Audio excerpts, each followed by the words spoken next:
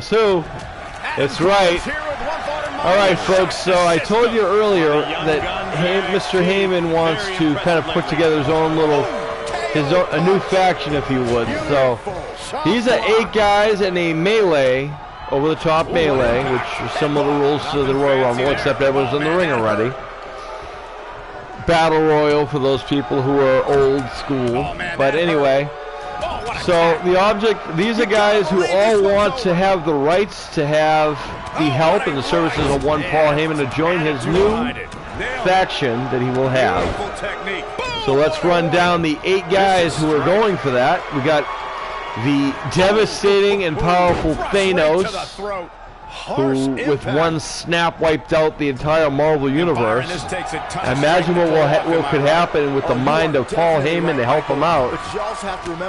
As we also see, this might be it. Oh my!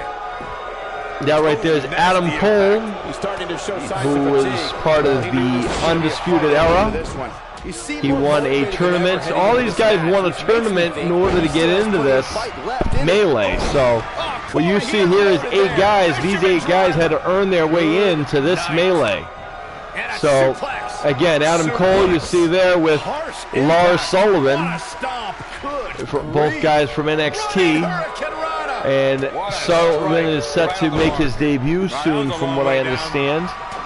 And Cole from the Undisputed Era doing big things down in NXT. Could be called up soon too, you never know. As Thanos is over in the dangerous area, as Andres Elmos, as looks like Lars Sullivan's gone, folks. But Andre from SmackDown kind of doesn't like that, you know, he's not really doing a lot. And I think he thinks that under the tutelage of one Paul Heyman, maybe it'll improve.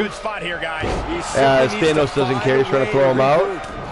And you also see the current SmackDown champion Daniel Bryan, who maybe needs a leg up, maybe needs the mind of Paul Heyman too, maybe, I don't know. Maybe it'll keep him out of trouble for making ridiculous remarks. I don't know, maybe.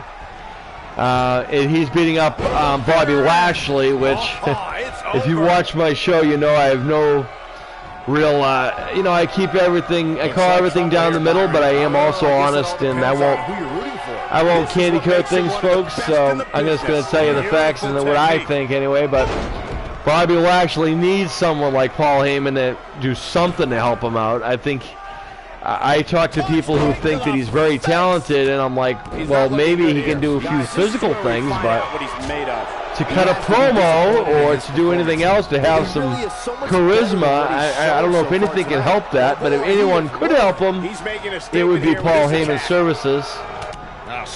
And also want to let you guys know, in case you didn't know, as you see him walking away, Adam Cole has been eliminated. So he will not be involved with Paul Heyman now, as of right now. As Bobby Lashley is taken to Daniel Bryan. And the only other person you know Pete Dunne, of course, from NXT. He is the longest reigning champion ever of any WWE event, as he's the current holder of the United Kingdom title. And last but not least, the guy in purple and blue. That would be my least favorite individual ever. That it would be the guy who runs the fitness center himself, Jazz Fitness. Or if you were to ask him, he'd probably tell you he was the one with the bulging biceps, the perfect pecs and the washboard abs.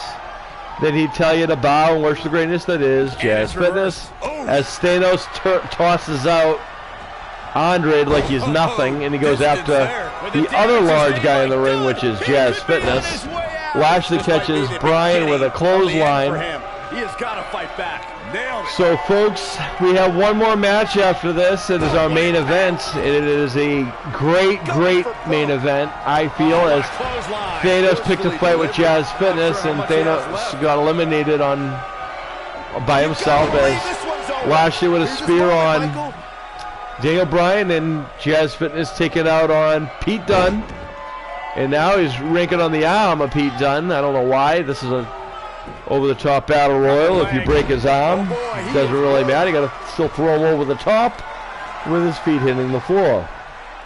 Bryan looks like he wants to face Jazz Fitness. Going for the and he kicks him a couple times. Those devastating kicks of Daniel Bryan. He's not looking like himself here. But we all know that he isn't. Oh my, what kicks. Jazz Fitness is down. But here's the thing, if Bryan knocks Jazz Fitness down, look at the size of Jazz Fitness versus Daniel Bryan. Could Daniel Bryan pick Fitness up? Oh wait, he does. I spoke too soon, I guess. As Bobby Lashley trying to get rid of Pete Dunne, Daniel Bryan. Oh my, this is what it comes down to, folks. It's going to be one of these guys who will become a Paul Heyman guy. Daniel Bryan and Bobby Lashley. You know, all honesty, I'd have to say that Bryan can pretty much, you know, do his own thing. I think he's all right, but I think if anybody needs his services or someone to help him, it would be Bobby Lashley personally. But again, folks, like I said the last time, which I usually like to do in the beginning of the show, the middle of the show, at the end of the show, is to tell you again, these are completely random, and these are completely up to the computer and the system, as these are unbiased, considering it's done by a machine. So I don't think a machine really has feeling as of yet, but who knows? Maybe, you never know, right? But what I can tell you is that no one is playing this. This is completely done by random and by chance, and the system apparently knows who's going to win anyway. As Daniel Bryan or Bobby Lashley, as of right now, will be, one of them will be a Paul Heyman guy. The other one will go back to doing whatever they got. Daniel Bryan, I think, actually can cut promos. I think he can be talented. He can be entertaining. He did spark a movement. Bobby Lashley, not so much. Bobby Lashley, their solution to help him out was to kind of give him little Leo Rush, who is probably smaller than my co-host normally, my son, the other half of Jazz and Son's Dream Matches, which, as you can hear, I am by myself today. And why that is, to be honest with you guys, we did plan on doing this earlier, but we just had a lot of things that we had to square away with the talent and so forth. So due to the fact that my co-host, Sean Awesome, is, you know, he's got school tomorrow, so he's actually in bed already, ready for school tomorrow, as I have other things to do tomorrow before we get back to this in day 2 of this 4-night thing. Now, tonight, I gave you guys a bonus match. We also had some shenanigans, like fights in the back we didn't plan on, but, yeah, things happen, right? But anyway, tomorrow night we're actually going to have, and Lashley's gone and Daniel Bryan wins, and guess what? Daniel Bryan is now a Paul Heyman guy. Made that matchup so memorable. Tell me that's not crazy. He's getting after it here.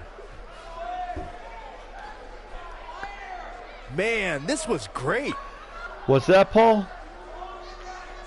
Well, it's very nice. Mr. Heyman happened to get a message in right quick, and he says, you know what, by the fact that Daniel Bryan did so well here, and Daniel Bryan won, but Lashley, you know, did so well for him, he thinks he might actually be able to do something with him.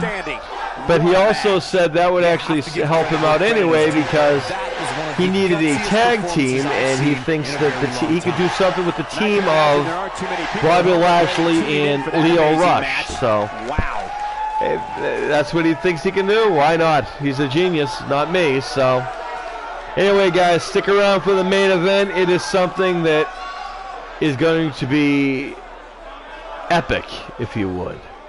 All right, folks, stick around. The main event coming up next. Don't be afraid. Be terrified.